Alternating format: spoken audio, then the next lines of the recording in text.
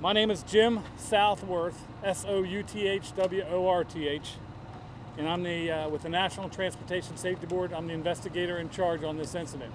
I also have with me Richard Hipskin, also from the NTSB out of Valparaiso. I'm out of the Washington, D.C. office. First, on behalf of the NTSB and everyone involved, I want to express my sincere condolences to the families of the deceased in this accident. We arrived on scene today at about 12:40 p.m. We'll hold an organizational meeting this evening to assign personnel to the following investigative groups. Operations, which includes the rules that are in place out here for operating trains and how trains are operated and the training, who does what jobs, who does what work. We'll go into track, which includes the roadbed, the rails, the ties, and the signal systems, how they tie in, how things are laid out here for the trains to run. We'll go into the signal system, what signals were in place at the time of the accident, how this signal system works. Several different types of things might be recorded that we'll also look into and examine.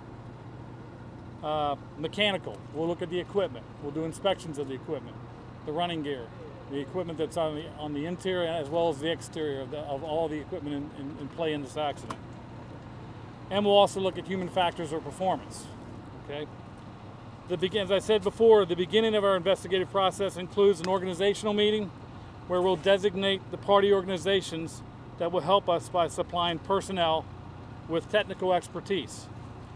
We will then make assignments to the work groups and establish a plan for each group. Each day, while here on scene, we'll report on the progress, we'll coordinate activities, and plan work for the next 24 hours. The on-scene phase is a fact-gathering phase and lasts anywhere from a few days to a few weeks. The organizations assisting us at this time in this investigation include the State of California Public Utilities Commission, the Bay Area Rapid Transit District, Federal Transit Administration, the Department of Industrial Relations Division of Occupational Safety and Health, and others may be added. Our on-scene work involves fact-gathering, and I'll brief you on some factual information that we gained today, and I will not speculate, just facts. Following the factual phase of this investigation, we'll analyze those facts, and ultimately, the board, the National Transportation Safety Board, will issue a report with the probable cause and possibly recommendations to prevent future accidents like this from occurring again. Depending on the complexity of this accident, it can take anywhere from 6 months to a year and sometimes longer before the report's finalized. So today, we walked the accident scene with the parties. Mechanical inspections are being accomplished on the equipment. You've seen the equipment's been moved, so we can do some more inspection to accomplish that task. We've requested a number of preliminary documentations, such as photos and sketches from BART and other information as well. We have not had time to review any of that information as of yet. We know that the equipment used was a 4-car train traveling northbound on a northbound track designated as C1. The train was operating in non-revenue service, meaning there were no passengers on board at the time of the accident. We have not verified what the train was going and what it was doing out there at that time. It was not a passenger, it was non-revenue service. We've requested data downloads for all the train equipment. This data is limited and is not as detailed as we may get from time to time on event recorders, such as we would in a freight train accident. We will examine all signal system data to determine what signals were in place at the time of the accident. This particular series of cars used by BART is not equipped with forward-facing digital image recorders. However, the operator's compartment is equipped with an inward-facing image recorder of the cab. We have downloaded and secured that data, but have not had an opportunity to review the data at this time. We are at the very start of this investigation. These accidents occur in an instant, but they take a great deal of time to investigate. We've been advised that one of the deceased was a BART employee, and the other was a contract worker providing service to BART. We will not provide any information regarding the identity of the deceased. Requests for that information should be presented to the coroner's office. Although the BART police were very involved securing the scene, this is not a criminal investigation. At this time, we plan to interview the operator, the employees, the supervisor, the dispatcher, and I expect there will be others. If any of you didn't get the press number earlier for contacting our public affairs officer, it's 202-314-6100.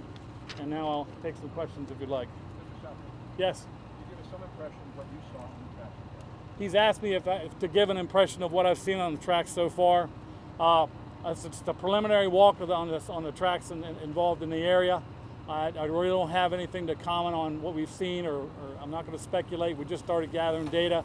We took some measurements and wanted to get a good look at the lay of the land, the accident area, before we were going to move any equipment, which is commonly done by us. Jim, earlier you had said that this could take 4 to 10 days. Has that changed since actually? Yeah, his question pertains to how long we might be on scene. And earlier I'd commented that it could be like 4 to 10 days, and no, that hasn't changed. I'd still say about a minimum 4 days, maybe more up to 10. What do you hope to learn when you speak with the operator of the train? He's asking us what we hope to learn when we speak to the operator of the train. Basic questions on what he was doing that evening, what his job assignment was, how he goes about doing his job. We'll look at his training, those types of questions. It'll be a very in-depth interview. Do you know how much experience he has? I don't know that at this time. When will the interview with the operator happen? Possibly as soon as tomorrow. We're making arrangements for that. Jim, where did that train go when it left here? Where is it headed to now? Right now, we've moved the train further down the track so we can get a better look at it in different areas. And I'm not sure, but later it may be moved to another location. Don't really want to say where it's gone to just yet. How do you go about looking into whether a strike since Friday has any role in this? What would you do? She's asking about the strike and whether it plays a role in this accident. We were aware of the strike, and we're certainly going to listen to information we get on that. But right now I'm investigating an accident where 2 people were struck by a train and died. Let's say the strike is over tomorrow or the next day. Is this trackway safe to operate? That I don't know at this time. I can't answer that question at this time. We just got here, like I said, at 12:40 today. Is this type of investigation normal procedure with an accident like this? Is this type of investigation a normal procedure? Yeah. Meaning, I'm not sure I understand your question. Like, if a normal person gets hit by a train, does NTSB come out and investigate BART? And NTSB we basically evaluate every accident that occurs. Our duty officers work around the clock to get information that comes in on accidents.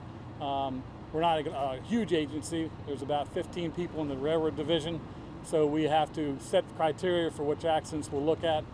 Here we're very interested because it's of course the 2 deceased.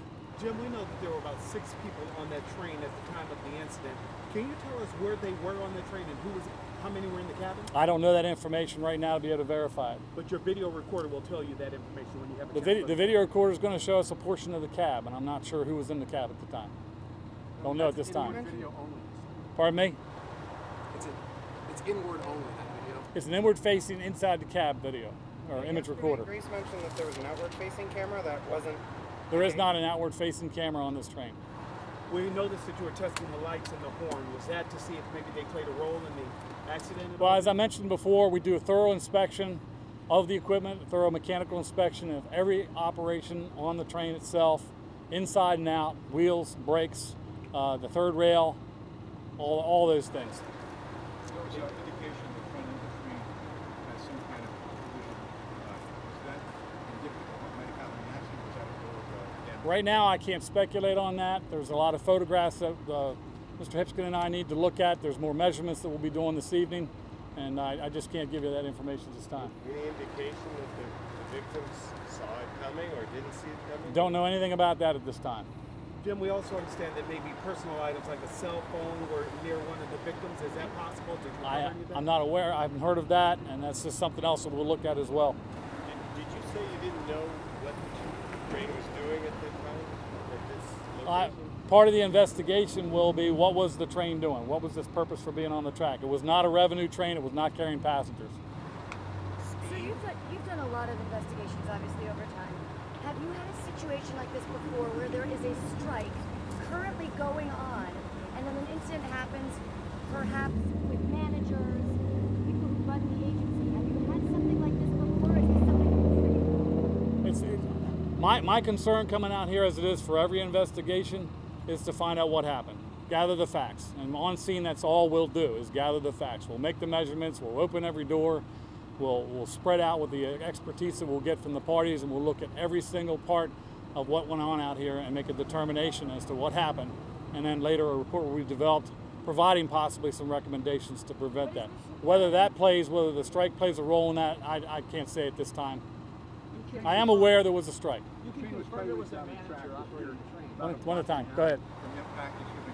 I missed Do you have a sense of what the speed of the train was at this point? It looks like the train was about a block and a half from where the accident occurred. Not at this time. As I said before, one of the things we'll look at is all the downloaded information and try to make the determination as to what the speed was at the time when braking was applied, those types of things. Anyone in the front part of the train?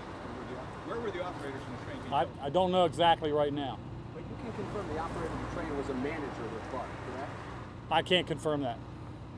Jim, we understand that 2 of those who were killed were out of certification for tracks and wayside safety. What does that mean, and when will you be able to confirm That's speculation at this point. I don't have that information. I don't have that factual information verified. What is track and wayside safety? What does that mean to be certified for track and wayside safety?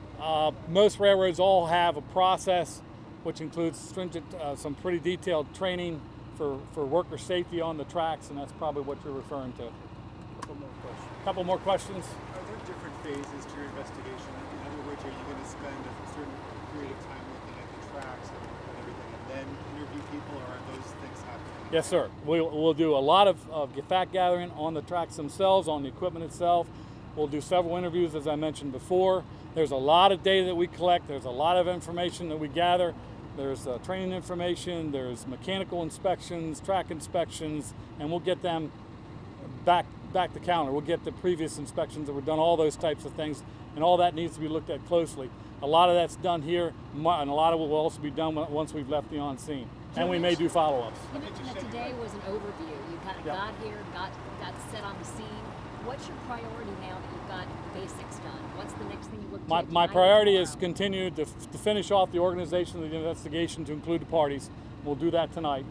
We'll go through the progress. We'll find out what other information we have, and we'll develop a plan of work for what we'll do the next 24 hours. And we'll come back and we'll do another progress meeting, and we'll look at all that data and information, see if there's more we need to gather, more questions to ask, more data to obtain, provide information to BART and everybody else involved, what documentation we need, all those type things that will collectively be done day to day. Jim, given how long you said you're looking at, what human factors are you looking at? Pardon me? What human factors you mentioned earlier, what are you looking at? Human factors is very close to the operations, what the train operators are supposed to do, how they're trained, how the trains were being run that day, all those types of things. One more question, Jim, somebody else. Radio traffic, right?